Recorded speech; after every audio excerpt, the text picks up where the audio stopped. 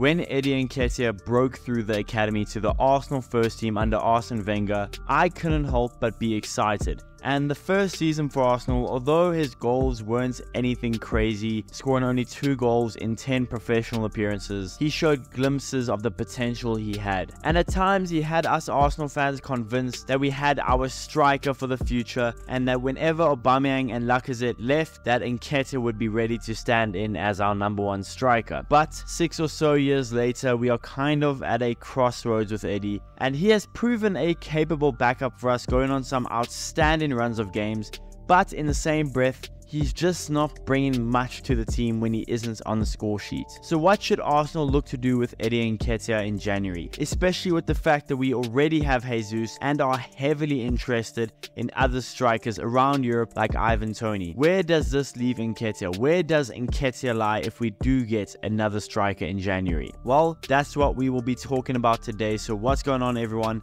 You're listening to Gunner Central here. Please be sure to like the video, subscribe if you haven't already, and let's get into it. Now, with the countless amount of reports linking Arsenal to strikers in January, you have to feel that at this point it must be true. Arsenal are looking for a 20+ goal a season striker, or at the very minimum be the same level of Gabby Jesus, except with maybe a more of a goal scoring mentality. The likes of Ivan Toney, Dominic Solanke, and other types of strikers are all been linked to us. And I think it goes without saying that I highly doubt Arsenal look to part ways with Gabby Jesus, so that leaves Nketiah. This Arsenal board has shown that they do not want to keep 3 out-and-out strikers on this team. And with the inevitable purchase of a striker in January, you can't help but think Nketiah will probably be on the chopping block. Now, like I said in the intro, Eddie has proven a very, very capable backup, and in stretches, think the end of last season, he has proven to be vital to keeping Arsenal afloat. Now, if it were fully up to me,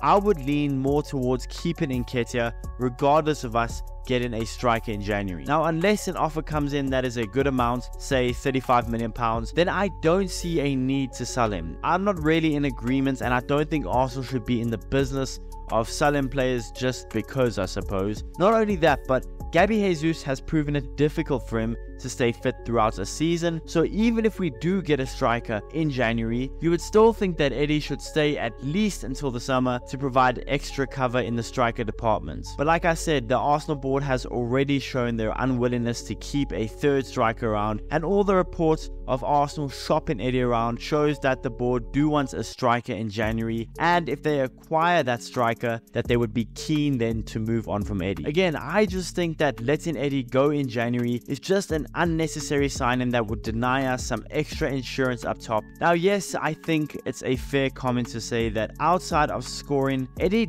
doesn't really provide all that much to the team, and the games that he doesn't end up scoring in, I suppose you could say he just goes missing. Yes, he does press, yes, he does work hard, but I mean, he is pretty much a goal scorer and a goal scorer only. But then again, throughout his professional and even his youth career, Eddie has shown that he is a very, very capable rotational player that can provide some much needed goals off the bench or even starting in some games. I think it would be very foolish for us who want to be pushing on all fronts in the season. I think it would be foolish to move Nketiah in January, again, unless a really good offer comes in, again, say around £35 million.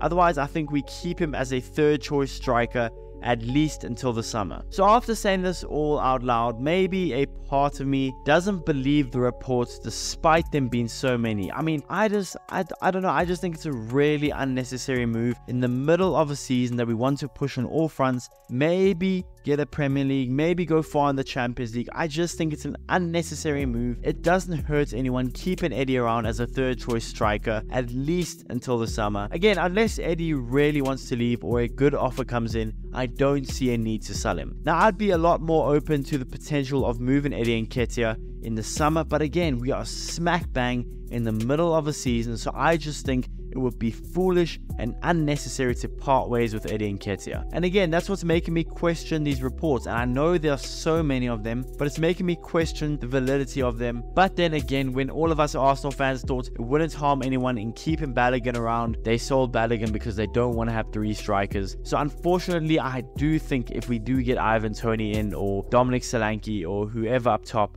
I think if we get another striker in, I think that's pretty much curtains for Eddie Nketiah. But to me, like I said, to me, if it was all up to me, I'm keeping Eddie Nketiah at least until the summer. But yeah, guys, that's the video. Let me know in the comments below, what do you guys think about the Eddie Nketiah situation? Should we look to sell him in the summer, or should we sell him in January? And if we do sell him in January, what type of fee are you expecting? Let me know in the comments below. Please be sure to smash the like button and subscribe if you haven't already.